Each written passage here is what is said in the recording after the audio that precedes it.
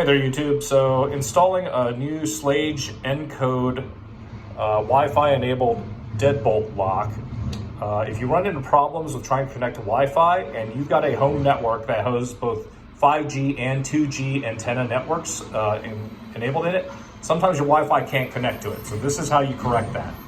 So for the Schlage lock, I just bought this yesterday and installed it. So one of the things that you have to do is on your phone, before you run the initialization sequence on the new Schlage Encode Wi-Fi deadbolt lock, you actually have to forget, go into your settings on your, in my case, an iPhone, go into your settings and forget that wireless networks for both 5G and 2G, whatever those are named. After you've forgotten both of those, then and only then do you go ahead and start the initialization process on the Encode lock.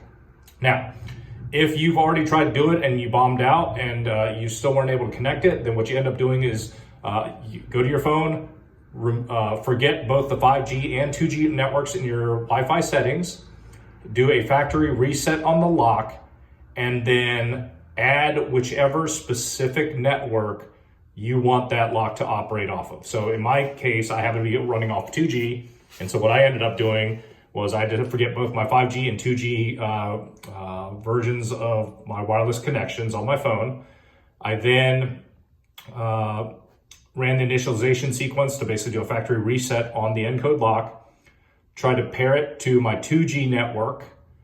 I added the 2G network only back into my Wi-Fi on my phone, and then it was actually able to connect. So apparently what ends up happening is a lot of owners with their phones, they'll actually kind of switch back and forth between the 5G, 2G versions.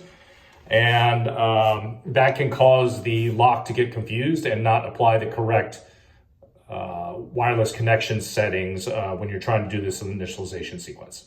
So I hope that helps and saves you a little bit of time as far as how to get your wireless Wi-Fi Schlage Encode deadbolt to work correctly and recognize your Wi-Fi network.